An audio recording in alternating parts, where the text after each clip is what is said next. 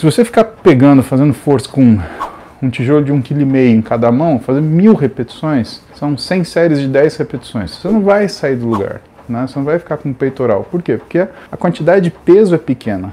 Você não gera tensão suficiente, ainda que o trabalho seja magnânimo. Eu estou dando esse exemplo porque é exagerado mesmo, né? Você entender que quando você pega uma carga que não chega nem a ser submáxima para você está trabalhando ali 50%, 60% da sua repetição máxima, não adianta, você vai sentir cansado, mas você não vai fazer hipertrofia. Hipertrofia mesmo, né? Pelo menos se você for olhar o Duncan, o Jeremy Lenick, caras que trataram sobre o contínuo de repetições, caras escreveram você tem que trabalhar ali em 70% da sua carga máxima, o que é muito legal. O Jeremy Lenick tem um trabalho muito legal que ele fala sobre o contínuo de repetições. Então, se eu trabalhar, por exemplo, a 70% da minha carga máxima, quantas repetições eu preciso fazer para ter hipertrofia? E se eu derrubar isso para metade, 35% da minha carga máxima, quanto que eu preciso fazer de repetição para ter hipertrofia?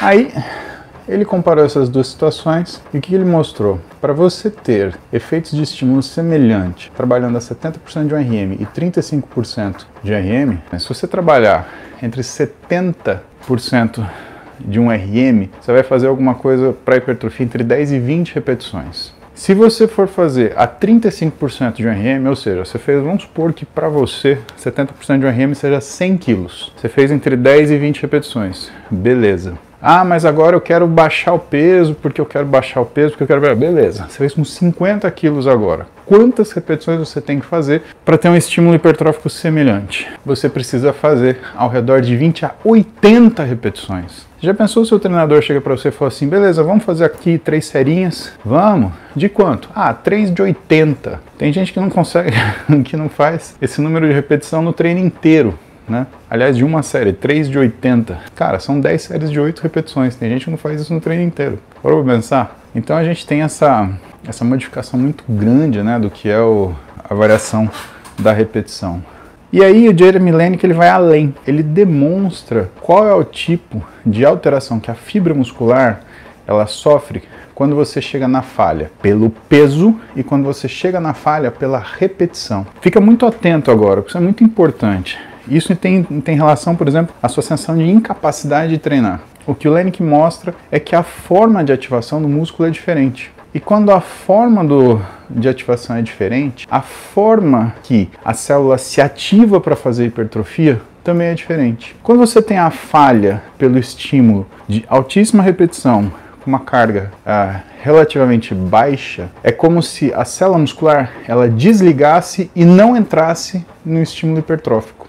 Quando você entra com um estímulo de alto peso, a célula ela entra em estímulo hipertrófico praticamente imediatamente depois que você saiu daquilo que é a série. Aí você fala, mas por que isso? Não faz sentido, né? Eu trabalho peso é uma coisa que causa uma grande demanda, não só de exercício, de força, mas de energia, né? Demanda neurológica. Só que, no entanto, quando eu coloco baixa carga e muita repetição, que eu uso mais energia ainda, né? Porque o tempo é alongado, eu desligo a hipertrofia? Sim. Qual é a lógica disso?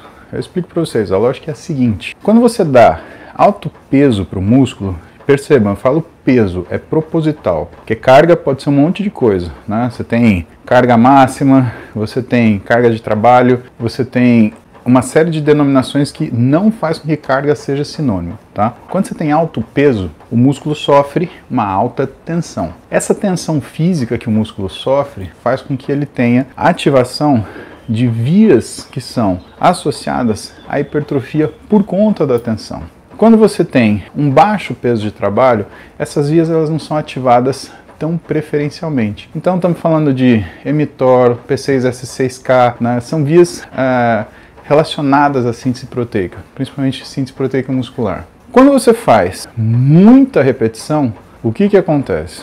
Até ativa mTOR, P6S6K, S6, você ativa essas vias, só que em muito menos amplitude. E por conta da demanda energética grande, você começa a ativar vias metabólicas que são ligadas a adaptações de resistência. Por exemplo, via do AMPK. Você gera uma porrada de radical livre, né? Ou formas redutoras de oxigênio, né? Então, o que ativa a formação de AMPK, e aí você ativa inclusive outras vias metabólicas, via das Murphys, via das MACs, né?